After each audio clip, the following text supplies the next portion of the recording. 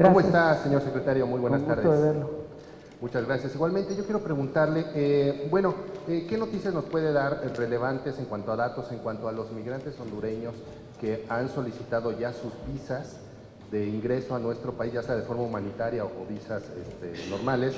Y también, ¿cuál es el llamado que se ha hecho? Yo supe que ayer se hicieron 2 llamados concretos por parte de la Policía Federal a algún grupo de migrantes que continuaba avanzando, y ellos les dijeron que pues, pusieran en orden sus papeles antes de seguir avanzando, y ellos no hicieron caso.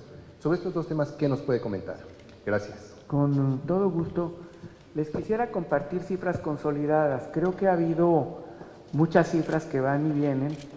Es natural que eso suceda, porque estamos ante distintos flujos de personas que obedecen a distintas razones y que es muy difícil poder contabilizar con exactitud. La información oficial que proporciona el Gobierno de México es la siguiente. En este momento, migrantes hondureños que han solicitado refugio en nuestro país son 1,128.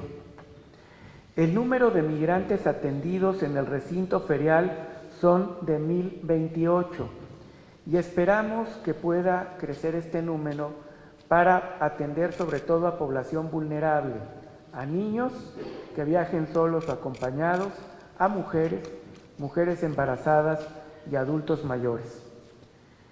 El retorno por solicitud de migrantes hondureños que quieren regresar ya a su país en este momento es de 366. Los migrantes del grupo de hondureños que ingresaron irregularmente a nuestro país es un número indeterminado. Si nos vamos a las cifras que podrían tener, que pueden no ser solamente hondureños, sino guatemaltecos, salvadoreños, mexicanos que están acompañando o ayudando, podríamos tener un número de 5,000 personas. Pero en lo que ha sido la marcha y la caravana, el número es inferior, y quienes han pernoctado en los parques públicos, particularmente uno, el número es bastante inferior, es alrededor de 2,000, 2,300 gentes. La medición se hace por espacio, por metro cuadrado del lugar que ocupan y sobrevuelo de drones, que es como se ha tenido una metodología para tener números aproximados.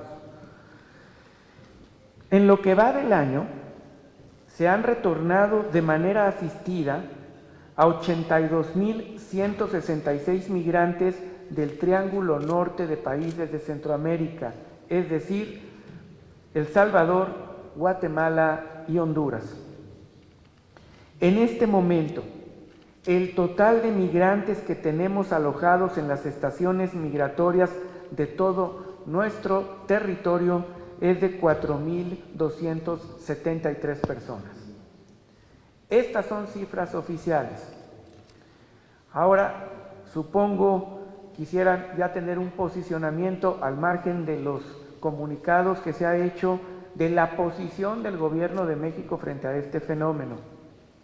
Primero, México tiene obligación y convicción de aplicar nuestro marco legislativo. No es opcional, es una obligación que le corresponde a las autoridades de cualquier nivel de gobierno aplicar nuestro marco normativo. Este marco normativo en materia de migración se basa en principios. El primero, en reconocer que el migrante no es un criminal. La migración no se criminaliza en nuestro país. La migración se entiende como un fenómeno de realidades compartidas y de pleno respeto a los derechos humanos. Segundo, que México ha abogado, no ahorita, de siempre, por tener una migración ordenada. Significa esto una migración documentada. Tercero, que en este suceso que no se tenía un antecedente de la magnitud de lo que ocurrió este fin de semana, salvo en aquel momento de la década de los 80, con la entrada de miles de familias guatemaltecas que generó la creación de la Comar, de la Comisión Nacional Mexicana de Ayuda a Refugiados, no teníamos un antecedente así. Y que, desde luego, el gobierno mexicano informó, siguió informando, y lo vuelvo a hacer informando, que nosotros no veíamos a los migrantes como criminales, que queríamos una migración ordenada y que estábamos dispuestos a recibir a migrantes centroamericanos que así lo quisieran bajo el amparo de nuestras leyes mexicanas y que así sucediera. Esto no sucedió así el viernes. Hubo un intento sumamente violento de romper las entradas y las garitas por el puente internacional que une Ciudad Hidalgo, Ciudad Cuauhtémoc con Guatemala, Ticumán, y que esto pudo haber derivado en violencia y en pérdida de vidas humanas. Deben ustedes saber que este grupo de migrantes puso por delante de la caravana a niños, a mujeres embarazadas y a adultos mayores. El riesgo de que una gran cantidad de personas, que era como un río, se estrellaran contra la reja de entrada a territorio nacional hubiera conllevado seguramente la muerte por aplastamiento de muchos migrantes de los países centroamericanos.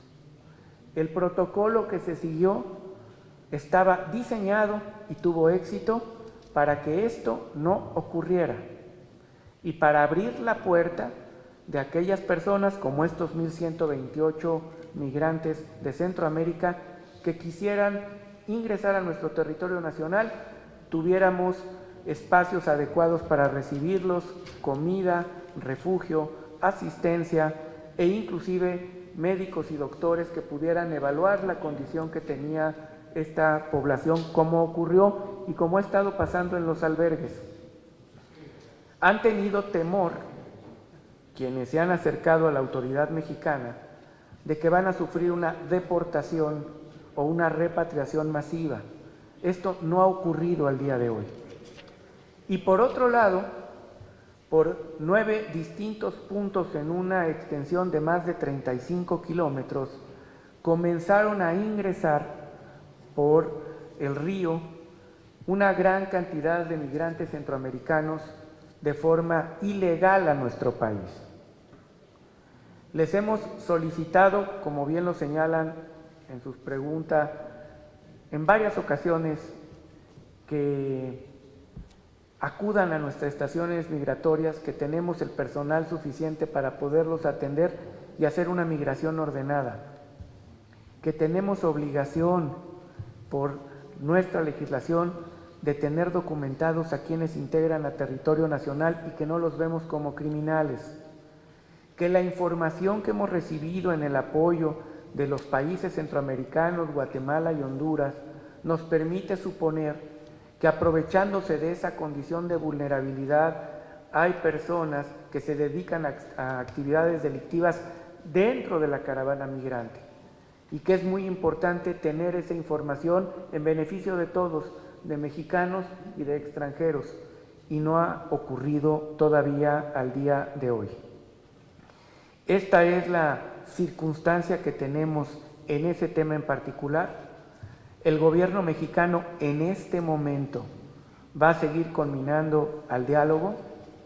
No vamos a caer en exigencias de gobierno alguno que pretenda provocar en México una reacción hostil por sí misma, sin fundamento, sin haber agotado todas las vías que se pueden dar en el diálogo que sostenemos, como vemos nosotros, la migración, ni tampoco vamos a caer en la presión de grupos de interés, que lo decimos con mucha claridad, aprovechándose de la condición de vulnerabilidad de esta población centroamericana y mexicana, están utilizando a familias, a niños, a jóvenes, a mujeres, para presionar una llegada a Estados Unidos que no va a ocurrir porque no van a poder ingresar a ese territorio si no pasan filtros con nosotros, y que sí corren gran riesgo porque además está inmersa esta situación en un proceso electoral intermedio difícil sobre el tema de la migración en los Estados Unidos de Norteamérica, a donde el gobierno de México lo ve con enorme respeto. Es su proceso electoral y sí manifestamos nada más nuestras convicciones con respecto a la defensa de connacionales y al tema migratorio. Esta es la posición que tenemos por parte del gobierno mexicano.